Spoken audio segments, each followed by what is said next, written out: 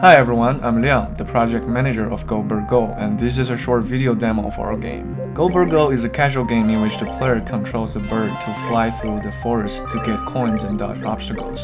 The game provides 5 to 10 minutes gameplay experience. The goal of the game is to get as much point as possible within the shortest time. We have 4 levels in our game: spring, summer, fall, and winter. The season is related to the story. In our original idea, Barney is the son of the season god, and he has the ability to change the season. He does not want to take up the responsibility. Instead, he wants to play and live like a normal bird. So he left his father and started his new life, having fun without any worries. In a later story, Barney runs into a female bird, Rose, and she was as fast as him. So he's intrigued and decided to have a race against her, and then they get to know each other. It seems he's having a good time, yet the story took a turn at his happiest moment. After the race, Barney went back to his nest and found out that it was torn apart by other birds. It took him a long time to build the nest, and it was one of his best experiences as a normal bird.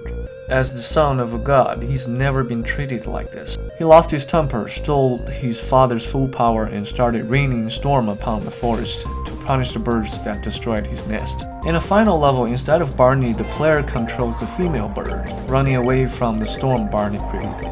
Eventually, she got out of the storm, and she saw that it was the bluebird who had a great time with her created that storm, destroyed her home. The game story ends here, and we intend to tell the rest of the story if we ever get the chance to make Go Bird Go 2. That's the story of the game. Now let's talk about gameplay. At the beginning, the player controls the bird with mouse only, and the bird follows the mouse wherever it points. And the camera doesn't go back, so the player knows that moving right is moving forward. During the playtest, more than one player suggests that they would prefer a keyboard controlling mechanic. So we added this controlling mechanic in the option menu, so you can switch between the mouse control and the keyboard control. The goal of the game is to collect points as much as possible within the shortest time. We have 2 kinds of collectibles in our game: the speed trigger, which is now the coins, and the trick spots, which are now the rings you see in the game. As the basic collectible of the game, each coin you get gives you 5 points, and also it helps increase the bird's speed. There are 3 different kinds of rings: spin, spiral, and loop, each of which makes the bird do a little trick and gives you 10 points. When it reaches maximum speed, the bird creates a shiny particle trail behind it, which looks really nice. It takes skills to maintain the maximum speed without running into obstacles, in which case the bird would slow down. When the player finishes the level, he will get a feedback of how well he did.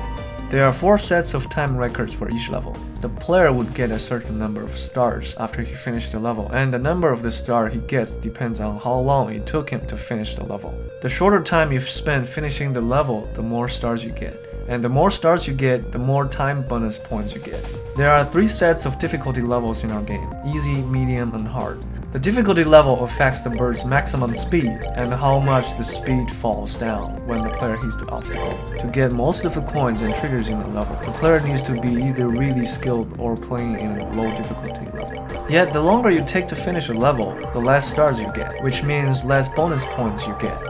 So the challenge of the game is to get as much points as possible within the shortest time, and this makes the hard mode an exciting challenge for those who wants to be the best, because it requires a lot of practice for the player to put their names on the leaderboard. Besides, we have just-in-time in-game tutorials, dynamic manual, in-game pausing manual, level load function, storytelling with original artworks, and we put in a lot of effort making our game look beautiful.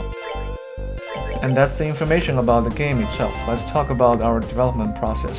What went right about our game is that we had a relatively fixed idea about exactly what we want to make at the beginning. So things went pretty smooth at the planning stage, including brainstorming, high-concept document design, and designing document writing. Also, each member on our team has clear focus areas, so we have people focusing on different aspects of the game. Plus, we also believe we've scoped well. What we have right now is something enough to provide an interesting game experience, and we managed to come up with most of what we planned at the beginning. Besides, we also had a very fruitful playtest. We got tons of suggestions regarding how to improve our game, and they helped a lot during the later development process.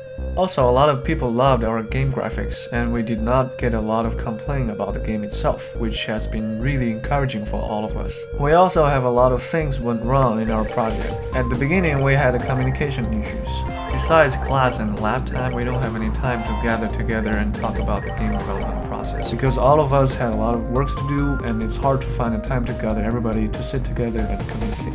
We figured that out by having Google Hangout meetings during nights, and things went much more smoothly after that. During the playtest, a lot of players suggest that they had a hard time separating the obstacles and the background objects. We came up with a couple of solutions for that problem, yet none of them were implemented, either because it requires too much change on the game setting, or simply it's too difficult for us to implement, and we don't have enough time for that. We tried some ways to help reduce the confusion, yet still it did not help a lot. Besides, before playtest, we had enemies in our game, yet it turns out that they failed to increase the fun of the game, and instead people who played our game suggested that the enemy breaks the game flow. So we got rid of the enemy system, which was really a lot of effort. Also, we had a plan of a nest defending mechanic at the end of level 3. And it didn't come out because it was really hard for us to make that experience interesting and engaging enough to make the game better. So we gave up on that plan. Overall, we had a really smooth development process, and each of us learned a great deal about game design, and the process helped us shape into rules for the future project. We all appreciate this experience, and we hope that we can make better games in the future.